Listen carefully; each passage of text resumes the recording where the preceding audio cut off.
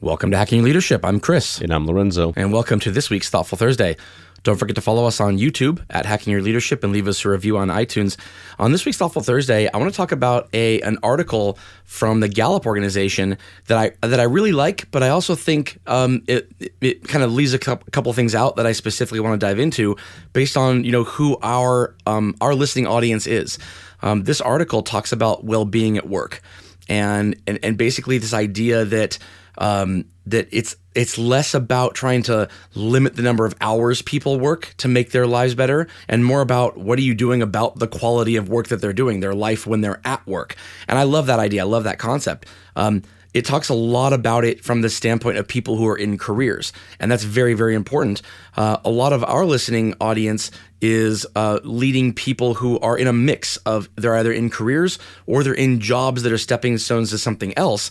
And the article doesn't touch a lot on the ways leaders can make life better for people who are not necessarily looking to, get promoted tomorrow, but rather they're looking to just have a better life while they're there. You've read the article too, Lorenzo. What are your thoughts about this? Yeah, I think it's a great call. I think we've talked a lot before about, certain elements of culture and training and development and kind of how they have a halo effect, where if you're doing, some type of work or something to improve the experience of a certain customer type or background or whatever it might be, other people will also get the benefit of that. And I think that just the idea of considering well-being at work and looking at things like, what is the environment? What is the culture? What are things that as leaders you can kind of take a glance at quickly to understand and to think about, like am I making sure or validating that I have a good well-being at work type of culture? Mm-hmm. I think these things are important, and I think to your point, when it comes to the quote unquote like just a job, whether it's somebody who may be in school and they have a career that's going to be dedicated to their degree, or maybe it's just a part-time gig while they do something else, and it's for for just having some fun or something they're interested in, or extra money on the side, or whatever the case is. I think that there is some dialogue that should be had around making sure that that well-being and this approach to kind of benefits and this type of thing isn't just specifically to those that are in the career, but it's really about understanding that how everyone is treated and how you're building a kind of global experience and culture for your team. And especially when you have work environments where you have a mixture of like those that are both looking for careers and those that are just kind of there, like I said, for money or for a paycheck or for for fun, whatever the case is. You have to really consider those things when you're building out and you're validating what type of culture you have. It's a huge point, because I think a lot of leaders out there, and I'm talking about even good leaders, really effective and good leaders, they fall into this trap of thinking, we've heard the term career conversation. Well, a career conversation has this natural kind of inclination that it's about your career, and while it should be in terms of like your career with this organization, whatever that may be, a lot of leaders, I think that they believe their role in helping develop people is in the context of what is the next step for you within this organization. It's almost an assumption that not necessarily that everybody wants to get promoted, but that if a person doesn't want to get promoted, that it almost disarms the leader and takes away what they have to offer a person when it comes to those career conversations. And what I think what our point is that that's not true. If you're a leader leading a team of people, it might be easier to find out how to make life better for a person if they are really wanting to get promoted to whatever that next step is, because you can walk through the ins and outs of what that means, what that job looks like, where their strengths are, and where they need to work on some things in order to be eligible for whatever that promotion is. Those are great conversations to have. Definitely have those conversations.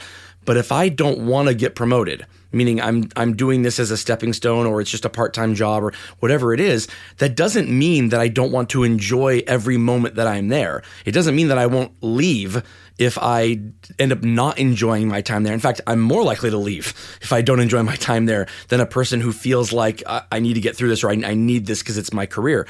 And so what I want to ask you, Lorenzo, is have you had issues where you have people who they seem to be burning out? They don't like their job necessarily. They don't seem to be doing a good job because they look like they're burning out, but there isn't really that kind of like, oh, they want to get promoted.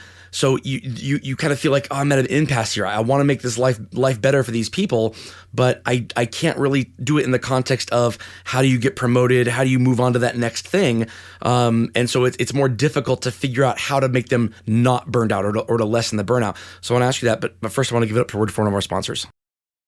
All right, Lorenzo, how do you re-engage employees who are burning out or feel like their well-being at work is lower than it should be, but they aren't in a position right now where they even want to move up or get promoted or start working a lot more hours? They just kind of want to keep things the way they are, but they still want to enjoy what they're doing. Yeah, I think in this article, and of course we'll link this article in the episode notes, but there's an actual portion of this where it kind of calls out, here's some things that leaders can do to boost the employees' career well-being.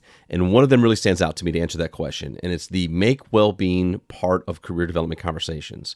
But hear me out on this, because I know we're talking about like those that might not want a career at the job that they're in. It says, once they establish trust, managers and teams can dream big together, not just about career goals and development, but about life and overall purpose and well-being. And I think that for me, when you've got those that are not looking for necessarily career growth in the specific job that they're in or the organization that they work for, they are looking for something in life, and they are looking for a career development conversation about the career that's tied to the degree they're going to have, or it's tied to the dream that they have for their small business or their creative endeavors or whatever that thing is in life and overall purpose. And I think that's where I found success in finding out what those things are and putting it on the table and say, hey, like, look, Chris, I know that you're here, part-time. I know that for you right now, this is, you expressed that this is just kind of the job. You want to do a good job while you're here, but you have these other things going on in life. Let's talk about those. Because what I want to make sure is that while you're here with us, you're getting opportunities to sharpen those skills. You're getting perspective to gain that you could take with you onto whatever that adventure and that journey might look like for yourself, and that you're getting the most out of the opportunity to be here beyond the paycheck and maybe some of the benefits and things like that. But let's talk about where do you want to be in 5 years? And then what can you do while you're here to help take with you things that will be helpful in that journey for yourself? And I think that to me, the building of the trust and having the dialogue and making it okay to say, I don't want a career here, or I don't want the next job here, and being perfectly fine with saying that's fine, that's cool, right? Because all I'm asking you to do is, while you're here, do a good job of the job that you have. That's my expectation, right?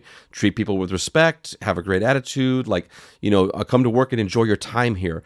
But what I also want to make sure is that you get something out of this besides just the paycheck. Like, let's talk about that. What are some things that we can see, and how can we connect some of these dots?